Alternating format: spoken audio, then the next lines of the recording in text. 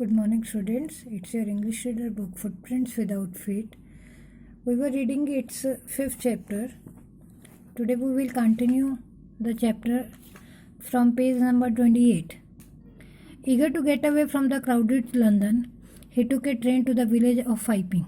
अपना वहाँ से जो है ग्रिफिन जो है बिना कपड़ों के वहाँ से भागा और उसने देखा कि यहाँ कोई मुझे देखना ले, इसलिए उसने एक ट्रेन पकड़ी और पास के एक छोटे से गांव वाइपिंग चला गया। वहाँ उसने एक सराय में जो है 2 कमरे लिए।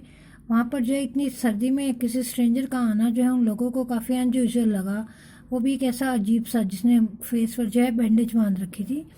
जो लैंडलॉर्ड की वाइफ थी मिसेस हॉल, उन्होंने जो है उससे फ्रेंडली होने की कोशिश की, लेकिन ग्रिफिन को कोई इच्छा नहीं थी उससे बात करने के लिए। उसने कहा कि मेरा वाइपिंग में आने का जो एकमात्र जो रीज़न है वो है कि मैं ये अकेला रहना चाहता हूँ। मैं नहीं चाहता कि कोई मुझे डिस्टर्ब करे, और ये जो मेरा चेहरा है वो एक एक्सीडेंट में ख़राब हुआ था। सारी बातें सुनने के बाद जो है उसने उसकी तरफ जो है ध्यान देना बंद कर दिया, क्योंकि ग्रिफिन ने पैसा एडवांस दे दिया था। मिसेस हॉल जो है फिर भी उसकी स्ट्रेंज हैबिट्स की तरफ बहुत ध्यान रखती थी, लेकिन अब चुराया हुआ पैसा जो है वो कितनी देर काम आता। इसलिए ग्रिफिन को जो है पैसा ख़त्म हो गया, और उन्होंने जब मिसेस हॉल ने उससे पैसे मांगे तो वो परेशान हो गया। उसने जो है ऐसे प्रिटेंड किया कि उसका एक चेक आने वाला है। थोड़े दिन तो उसने उसे ऐसे पागल बनाता रहा।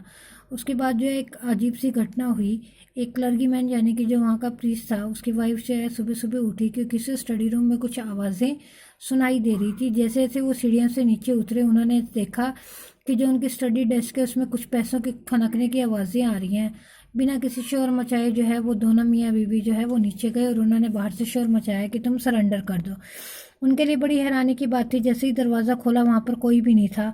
उसकी वाइफ ने डेस्क की तरफ ध्यान दिया, कर्टन्स के पीछे देखा, चिमनी के नज़दीक देखा, लेकिन वहाँ पर कोई भी नहीं था। हालांकि डेस्क अब भी ओपन था और सारा पैसा वहाँ से मिसिंग था।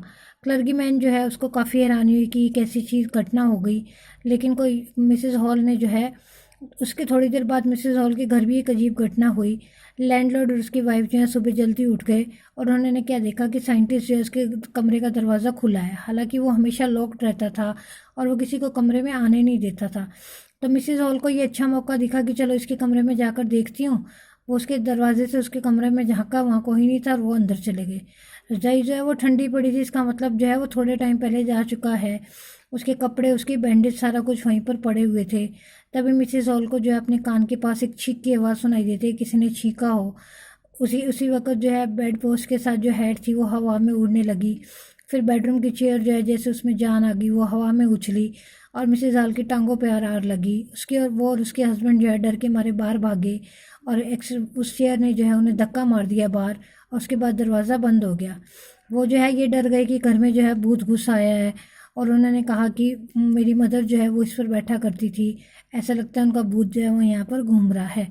सारे नेबर जो है अभी इस बारे में बात ही कर रहे थे कि वो कोई जादूगरी कहानी है क्या, कुछ हो रहा है। तभी उन्हें क्लर्गीमैन के घर चोरी की बात सुनाई दी। मिसेस हॉल ने सोचा कि उनका ये जो स्ट्रेंजर था वो वैसे ही उन्हें शक की नज़र से देखती थी, तो उन्होंने सोचा कि इस चोरी और इसमें कोई ना कोई वो लिंक है। तो उन्होंने विलेज कांस्टेबल जो था उसको बुलाया। मिसेस हॉल जो है वो साइंटिस्ट के पास दोबारा गई और उससे जाकर पूछा कि मेरी चेयर जो है वो कैसे आई थी, और तुम जाके पूछा कि कमरा तो खुला था, तो तुम खुले कमरे में हम थे तो तुम कहाँ से आ गए। साइंटिस्ट को गुस्सा आ गया, उसने जो है चिल्लाना शुरू कर दिया और उसने अपनी बैंडेज, मूछें, स्पेक्टेकल सब कुछ उतार कर फेंक दिया। जैसे जो चीज़ वो उतारता गया अब हेडलेस बन गया शरीर, उसका सिर गायब हो गया। तब तक मिस्टर जेफर कांस्टेबल वहाँ पर आ गए और उनको एक आदमी को पकड़ना था जिसका सिर ही नहीं था। लेकिन जेफर जो है वो बहुत अच्छे थे और उन्होंने जो है अपनी ड्यूटीज़ पूरी करनी थी। तभी अचानक क्या सीन हुआ, जैसे जैसे वो उस आदमी को पकड़ते वो और भी इनविजिबल होता जाता, अपने कपड़े उतारता जा रहा था और इनविजिबल होता रहता था।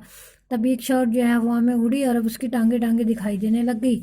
अब कांस्टेबल के लिए बहुत मुश्किल था। लोगों ने उसकी मदद करनी शुरू की, लेकिन उन्हें पता ही नहीं था कहाँ से कौन घुसे मारे जा रहा है। आखिर में जेफर को एक जोरदार मुक्का लगा और वो अनकॉन्शियस होकर वहाँ पर पड़ गया। चारों तरफ जो है क्राइज, चिल्लाने की आवाज़ आई, पकड़ो पकड़ो, लेकिन उसे पकड़ना जो है इतना आसान नहीं था।